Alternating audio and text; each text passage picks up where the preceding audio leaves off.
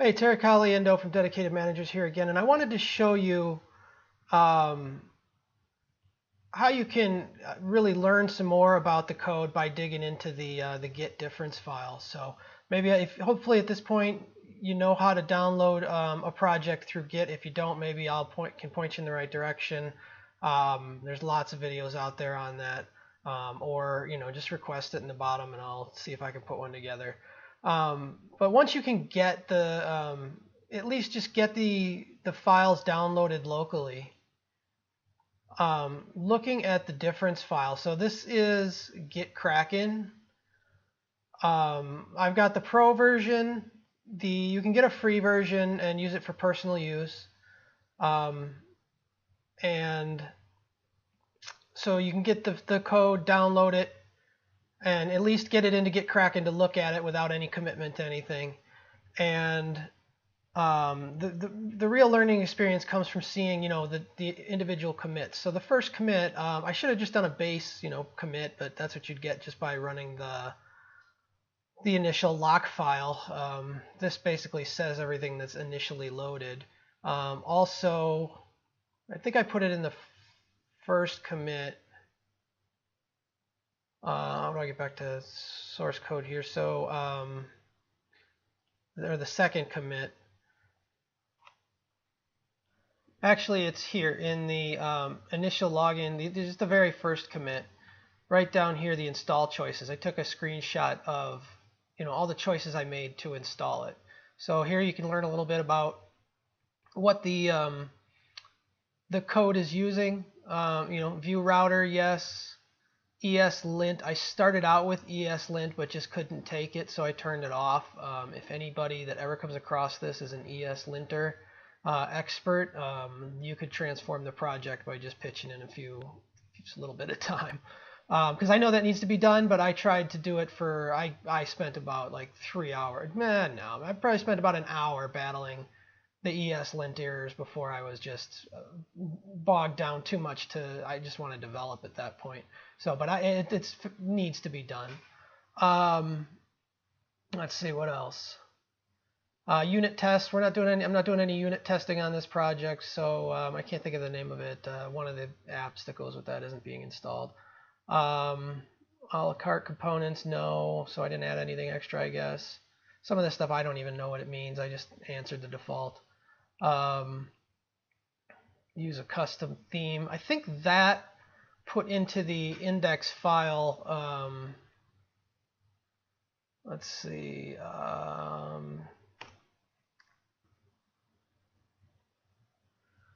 So it's not the, it wasn't the index file. It's the main.js, which is the main file. I'm going back 10 years to HTML. So this is the main file that gets loaded when, and here's the source.main. Here's what it added. So this is do you want to be able to change the primary, secondary, accent, error, the success, and warning color? So that's the colors of the buttons, like the main types of things you would put into the front end to make it look a certain way. The buttons, the headers, some of that stuff. You probably think you can even put it on fonts so that they all take a certain color. So then you can just change the entire look of your website just by manipulating these variables if you stick to just using these colors. So that would be the custom theme. I think that's all it added. I don't know for sure, but I'm betting that's what it is. So then the real place to learn, so I guess I can get into, here's the first commit. We're in the first commit, so I installed it, and I must have done something in app.vue. And I put a title bar in for the page. This is the router, so this is where the main area of the pages get loaded. I should probably pull something up for that. This is the router area. This is the content area. So when I change that area, I'm going through routing. Because remember, the whole page is not reloaded. What happens with Vue is, for the most part, you load your application on the front end, so everything's there. You're not clicking from page to page. You're clicking from view to view of one already downloaded source code, and then going out and getting the data from wherever and bringing it back. And that's just a whole different way of looking at it from traditional HTML. It's a separation. It's a further separation of data from content. And you start getting into MVC framework. But you know, that's the router that's being changed. That's this area right here. And then there should be so this right here is the toolbar, and that's this right here. So you know, the toolbar has the heading and an icon, a spacer, and that's the footer. So an icon, a spacer, and toolbar ends there. So just an icon and a spacer. Is that what it is? An icon, a spacer, and then sign out. How is that added? So I figured it out. I took a break there to have to figure it out. I'm actually looking at right here. This is the most recent version, and I'm looking at old code. So that's actually not, this is not in the old code. So I haven't added this button yet. You know, it's all that is the main. This is a blank area at this point because I haven't made any routed to pages. Well, I might. We'll see. I bet I started creating the form, which would be. I did create the dashboard view, so I'm just starting to show a dashboard, but I don't have any data in it. There's just a heading dashboard, so there's just that view, so I could click on it, and at that point, you know, it was just this. There was no. This is the data that gets loaded later. So you can start to see how I'm building out a website without the data, and then it's going to go out and get the data as it needs to. So you know, everything's written to expand in certain ways to take more and more data or less data. And then you can also easily filter locally on the front end. You know, you get your data. It could be, you know, a whole bunch of things, and you know, you could filter on the front end to, you know, alphabetize these or just search for a last name. You can do that all with your front end work. So back to the code, login view. So I am starting to create a login. This would be the view for it. We probably haven't seen that in a while, so I will sign out. So I'm probably starting to build this right here. So vtext field, username, so that's this field here. Label is username, sign in. Sign-in's up here in an H1 tag, and see how this is starting to represent this but without the style, and that's what you want to happen in your you know, top level view files. We don't want to get cluttered down with 600 lines of code saying, you know, what this stuff looks like. I just want to know what's there right now, and then we can style it up with later files or down. Actually, they do it down below in Vue. So then there's the vtext field. That's the password. Shoot, sorry about that.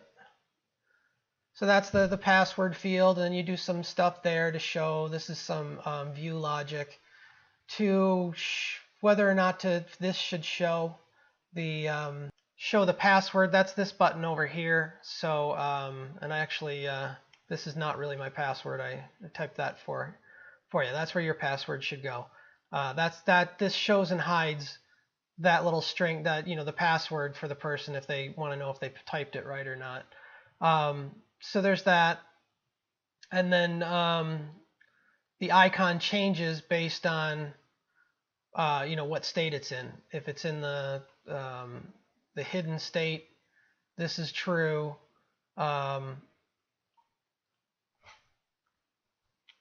Sorry, this is actually inverting the state of the password hidden on the click. So this is append icon. CB is click back. So when you click on the appended icon, you get to send it a function, and the function here is simply to toggle the state of the view visibility. So this toggles the state to one state, which is probably true, or, you know, probably true.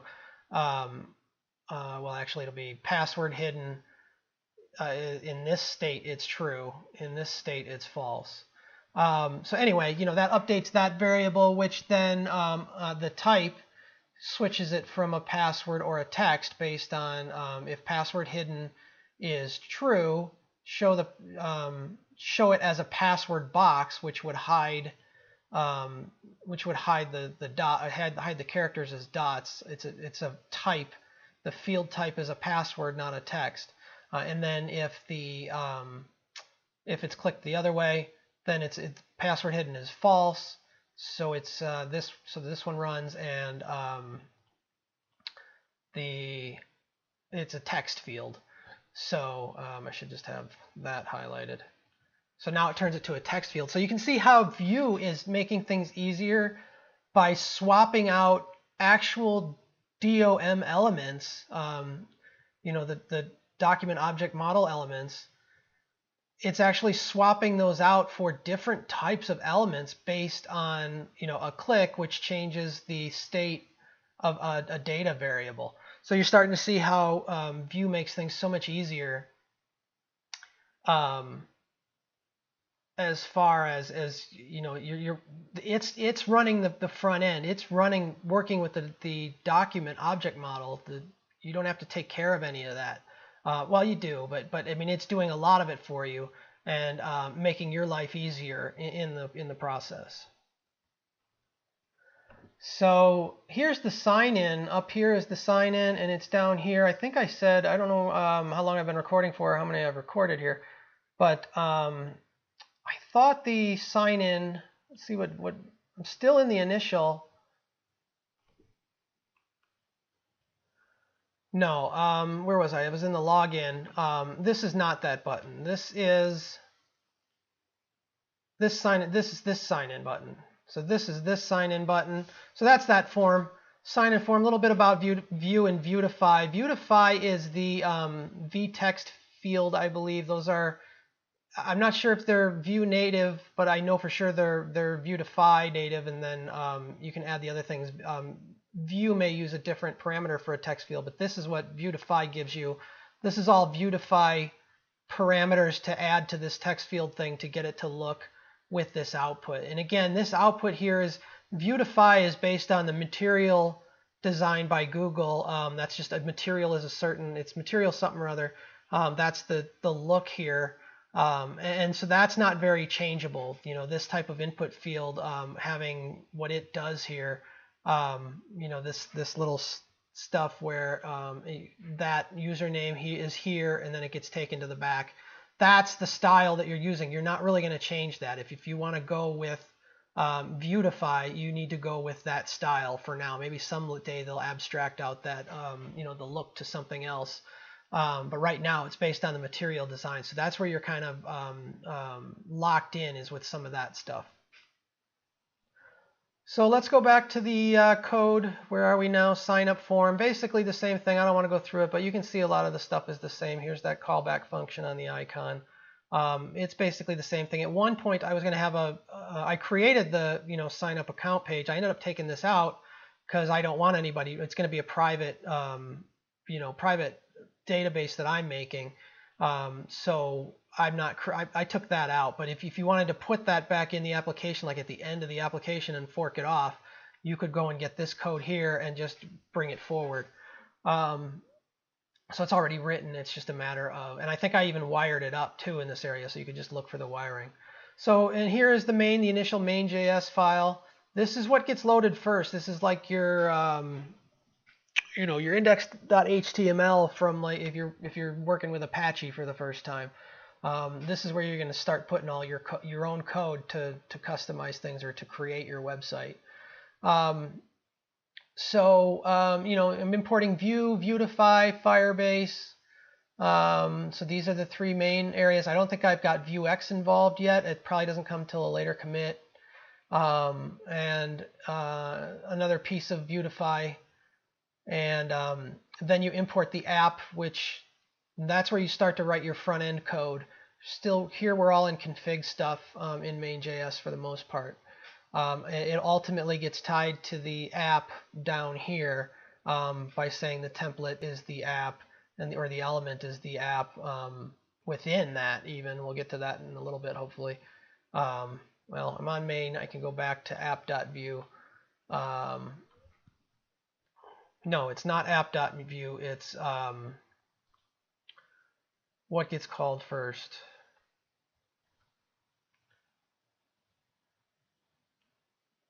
Yeah, app view gets called first. Here's the toolbar and the router, right? This is the framework, and then this is the main content that the person's navigating through. So where was I? I was down in login, sign up, main. I think I was down in main. All right, so up here, where were we? This is the app stuff that starts to load your presentation. Router is that view component, that router component. So that's what this works with. This router view here is set up and created by the installation of the router, and then you have to instantiate it as well. This is the keys right now for Firebase. So I've shown that, I think, in one of the other videos, how to go into Firebase and get this. So you can't use this. Well, you can, and you'll connect to my database, but you won't have the credentials to log in. And ultimately, I'm going to end up using different, I'm just going to create a totally, the app is not database dependent in that you don't have to form the database before running the app. So I can just switch keys, and that's what makes it so easy for someone else to pick up this code and move forward is, the app is creating the database. You don't have to go and figure out what to do in the database before running the app. I'm building it so that you can just run the app, and it's going to build the database on the fly. And so that's part of the great thing about NoSQL is you start the app from ground zero, and it builds the database for you as you go forward. So then here here's Firebase. I'm initializing Firebase with its configs that I just parameterized here. So this is the Firebase setup. These keys, I just talked about that. That goes here, and then we initialize it. We send it to Firebase, and that's so it's doing all its background work to make the connections and do everything it does to talk back and forth to each other. You don't have to set any of that up. That's what's great about that real time. I don't have to set up a node server to handle real-time connections. I'm not setting up a database on the other side. I'm just creating this open connection to this abstract database that I can throw data in and get back. So that's what Firebase is doing for me. And again, here I talked about, this is the Vue Vuetify portion where you can change the way it looks, and that's a strict. That looks like that's Vuetify. That's Vuetify. So then here is where you load your config files into the app, and I found this in a video somewhere. Really, technically, this is where you'll usually see a Vue app start, but I'm wrapping it around the fact that on authentication changed gets fired whether or not the person is authenticated. It gets fired when Firebase finally gets initialized, because I think it goes from null to either true or false. So that gets called, and so then I start my app. So I don't start my app until the Firebase communication has been set up. And I probably should have like an error out that would show a page if it ends up failing. So that's future code. But the reason I do that is just it makes the database timing easier. Actually, no. I think why I did it was to make the login state easier to understand. So if they first load the app and they're logged in, they would look logged out until Firebase fired and found out whether or not they were logged in. So I didn't want to have to deal with that initial state change to the user. That's kind of uncomfortable for them to be logged out and then suddenly logged in every time they hit the refresh button. So it won't fire until it knows whether or not you're logged in, and that's the auth component of Firebase. And you'll actually see that in the next commit. I have to break out this import from Firebase into its separate components is the better way to do it. So that's pretty much the main file. I just want to try and get through this. I'm getting to about 20 minutes here. This is a super long video.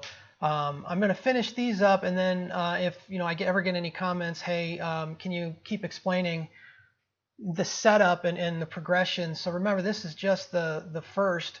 And then we can go through every single one of these commits and talk about what changes were made. If that's helpful to anybody, then just comment, and that'll I'll try and come back to this after some more updates to the code. So where was I? I think I was in main. We were saying we finished up main. And then router, this is the file that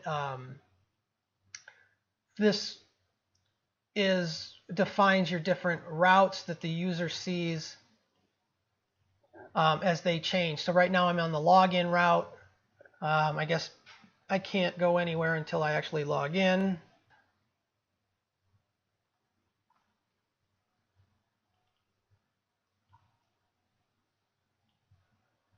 So that's just the login route, and now I have to, if I sign in, now I'm in it, and so if I click on, I'm in the dashboard now. If I click on one of the users, I go to a client view where I'm viewing the client. So that is, there's going to be a /client somewhere. Login, sign up. Well, I haven't created the, I guess it's in the original code. There's only the dashboard. I haven't created the client, so the dashboard is in the router. So there's dashboard, and then the login state is this, and then sign up was. Remember, this is a newer version of the code. I'm not running this old version. I'm showing you the newer version because some of it's stuck around. But I did at one point have a create an account page that I ended up removing. So that's what that route is for. So that about wraps up the first commit. Then, like I said, you can just kind of look forward and just read what it's doing. It's saying, using Vuex. So this is where I start to add the store. You can see these files are new, and these are edited files where I've changed something in the files, but these are brand new files. So I'm using Vuex. I added the store. I probably had to set that up in some way. That's probably in the main.js. Here's the store that I'm importing, and I probably assign it somewhere here. It's being assigned. So you can go through the code pretty easily based on what I say in the commit. I try not to do too much per commit. And here's the, if you're using Git Kraken, if you just click on what the commit sample of the commit message, you can see the full commit message up here, and just kind of move forward and just look through the files and try and see what I did, what I said I changed versus what actually changed in the files. This stuff changing up here is actually, this is NPM doing its job in the background when I, update, let's see. I must have run an update or something. No, I installed Vuex, which I don't know why this line got changed. It added the comma, that's why. So Vuetify didn't change. I added Vuex, and that's again, adding the store. So you can see what's happening when I run npm install Vuex to get the Vuex. Vue is changing this stuff for me. So I guess you don't quite see that me running the npm install stuff, but that's what you do to get new components in the package.json. So when you move forward, if you see any if you ever see any changes, you'll know that I ran a npm install, because that's npm right there. So again, you can just move through the files and see what changed where, and see how it matches up to the description. So that's enough repetitiveness on my part, enough over talking and in a single monotone voice. I'm sure you're either in a great state of zen right now from the monotone that's been driven into your head, or you have no idea what's going on. So anyway, Terry Caliendo from Dedicated Managers. Again, if you want to know anything more about in this direction, comment at the bottom. Otherwise, have a great day and happy coding.